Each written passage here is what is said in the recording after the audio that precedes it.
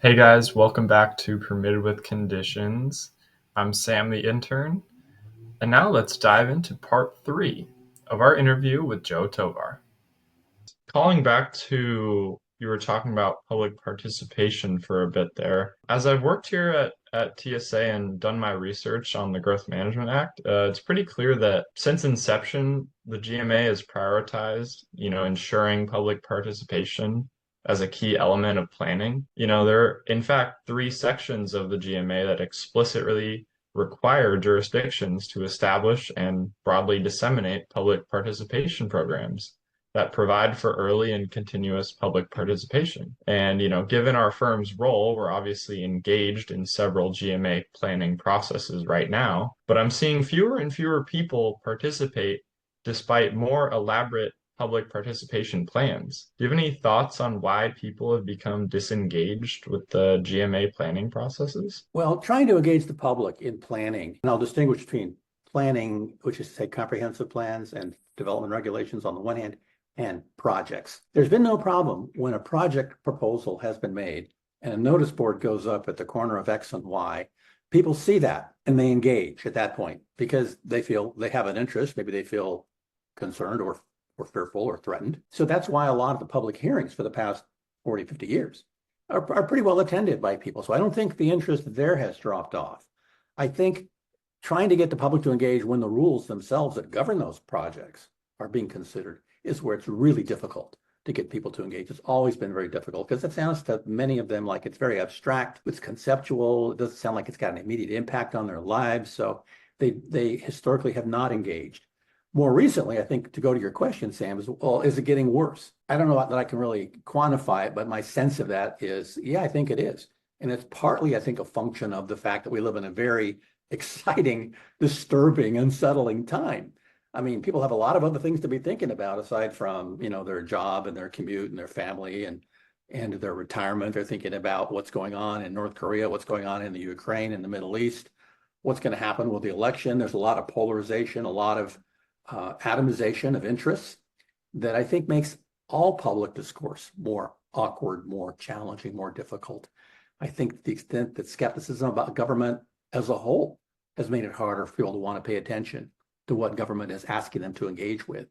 So I think that's part of why it's been harder. It's a bigger challenge. At the same time, the legislature has underscored it's more important than ever that you engage the public on the legislative side, on the plan adoption, adopting the vision, adopting the policies, adopting the regulations that will then control projects rather than waiting for a notice board to go up when a project is finally designed and submitted for review by an examiner or a planning commission.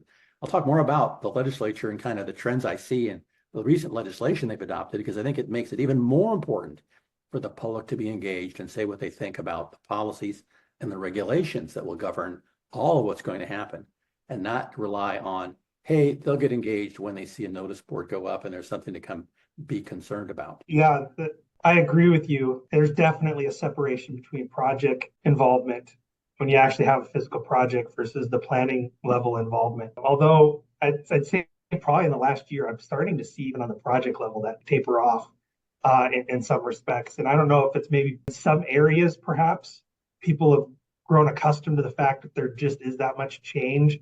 And maybe it's not as much of a shock to the system, so to speak, because that's kind of how their area is now developing out. But definitely there's ongoing kind of trends. So I just want to kind of referencing off your earlier slide, back in 2017 to 2019, you were project manager at the Ruckelsaus Center for Collaborative Government. And it was during that time, as your slide pointed out, really the legislature sought help to kind of take a multi-stage approach to looking at growth management planning laws, looking at kind of growth management institutions, and coming up with recommendations. And I thought maybe it would be great if you could just kind of walk us through a little bit of that work that was done in the roadmap to Washington's future, and just talk a little bit about what you discovered in that process of going through those phases of developing some what have now turned into some recommendations that are they've gone beyond recommendations. Several of them have actually been incorporated now into changes to the law. Sure, happy to. Well, I pulled up on the screen sort of these the synopsis of the three phases of the roadmap process. The first was 2017 to 2019, done by the Ruckelsaus Center. I made earlier reference to the fact we went around the state, talked to a lot of people, had candid interviews with many stakeholder representatives. These candid interviews I want to comment on for a moment because they were really, really insightful. I was sitting in a room with an individual for 90 minutes, no tape recording, no identification of who I was speaking to. You know, was it a representative of this industry or that city or that county? But I knew who it was. And she or he knew that I would be recording what they were saying, but not ascribing it to them. So nobody would know who is interviewee number 12, who it was, but nobody ever looking at our notes. Well, first of all, they have to get a hold of our notes, which I think would have been a problem for various reasons. But even if they'd gotten hold of our notes, they would know who said this. Would they understand these were confidential? People who were extremely candid. And I heard things being said by representatives of different groups that they would never say publicly. That if you went to the website of their association, you wouldn't see this kind of a position there. But they would say, as an example, I talked to at least a half a dozen elected officials of cities, all of whom said, you know, don't expect us to make really difficult, politically unpopular decisions locally, because if we do, we'll be voted out of office. That's why it's really hard to expect a local elected official to do something that's going to result in them not being a local elected official. Several of them said there are times when it would be really useful if we could say, the state's requiring us to do this. We have to do this. Now, there's some choices within what we're required to do that we have some discretion, some ways to do it that might be unique to us that are different than the city next door. But unless we've got some kind of a mandate to do some things, it's going to be really difficult to get 4 votes to do the really hard things. In fact, what has been reflected in some of the bills that have been adopted the last couple of sessions, people saying it's not reasonable to expect local elected officials to make very, very unpopular political decisions locally. It's putting them in an untenable position. And again, that's one thing that was shared with me privately by half a dozen of these city elected officials, which they all said, I can't say this publicly. I can't even say the state should help us by making some decisions and directions to us. I can't say that either, because that's going to make it difficult for me politically to stay in the office. So that's one thing I think I really valued. This wasn't just city people talking candidly. I had private sector, I had developers talking candidly, saying things that I was surprised that they would say, which again led to seeding some of the discussion that took place in phase 2, where we had many of the same players around a table saying, okay, we have some conclusions and some ideas and some systemic changes that we heard about in phase 1, and I'll talk about those in a second. But in phase 2, we were saying, well, how do we translate that into specific statutory language?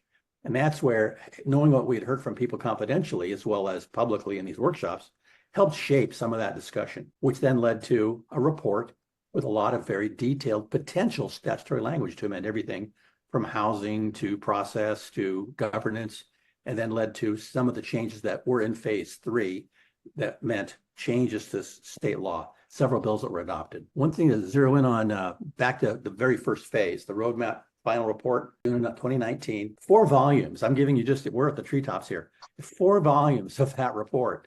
It had 6 what are called transformational and systemic changes that were recommended, and about 37 others that were also reforms and changes that were recommended for things like annexation and other things. But the thing I wanted to highlight here, guiding principles out of the roadmap phase 1, were what you see here. Recognize that place matters. What we learned from talking to people is that if you were from Wenatchee, you loved Wenatchee. You thought it was the best place in the state. Likewise, if you were from Stevens County, it was the best. People loved where they were. Their place mattered. And some way to recognize that, acknowledge that in our planning system needed to be part of the system. Second bullet, we had to use a systems approach to define both problems and solutions. A lot of these things are related to systems. Good example, housing. A housing market is bigger than an individual city. It's a part of a system that's much larger. Same with employment systems, same with transportation systems. You need to think about things that have a systemic nature systemically. Think about changes. To be effective, they have to be taking place at that scale, addressing the components of that system. Maximize flexibility, adaptation, and innovation. Recognize that financial centers resources are required for successful implementation. Again, this is a sort of a dressed up way of saying it's all about the tax code. The tax code is very arcane. It's got lots of critics. It's got some defenders. It's very difficult for local governments to pay for infrastructure that needs to be made.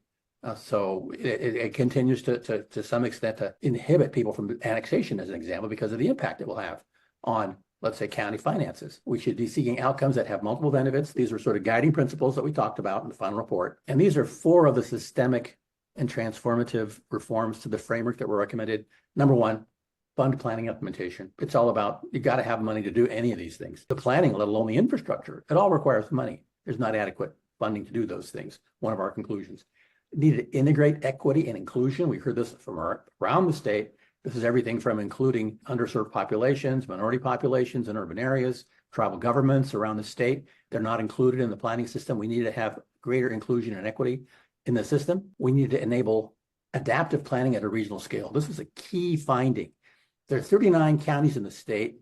After talking to people in those 39 counties, I think we reached, I guess, maybe this is my view, there aren't 39 regions. There are perhaps, pick a number, 12 or 16 discrete regions of the state that are different from the other regions of the state. So here the conclusion was, we need to create a system that creates some opportunity to do things differently, let's say in one corner of the state than in another corner of the state. People in Stevens County were saying, hey, don't confuse us with Walla Walla. We're both in Eastern Washington, but we're very different. So there needs to be some way for the system to adapt to and allow some variation based at the regional scale on circumstances, objectives, capacities of different regions of the state.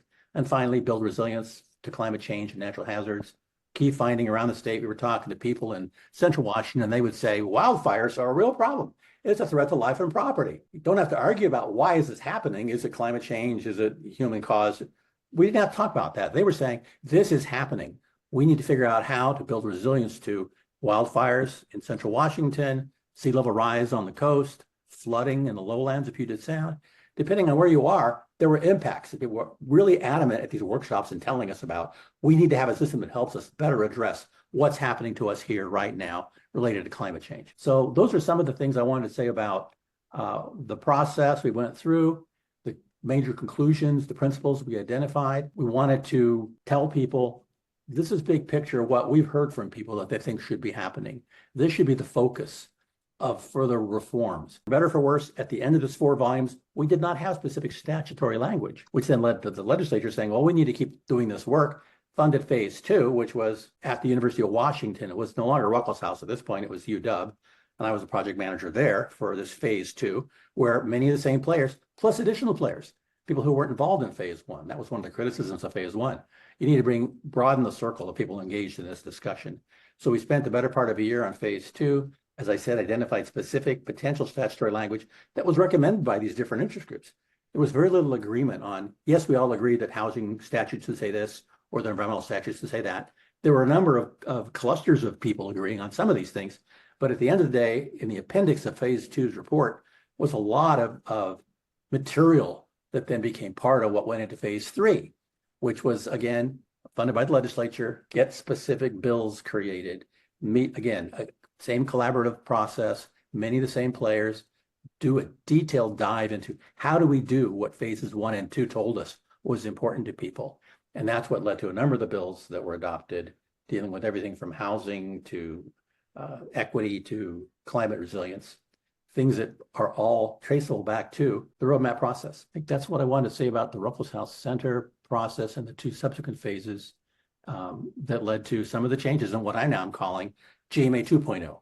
My early slide I said, starting in 2017, now we're really in GMA 2.0. Yeah, there's been a substantial shift in, I think, thinking about GMA at the state level, which, as you pointed out, really comes from this whole process. Thank you all so much for watching this episode. Be sure to subscribe and check out our previous and upcoming content, and keep an eye out for future episodes from this series. I hope to see you again next time on Permitted with Conditions.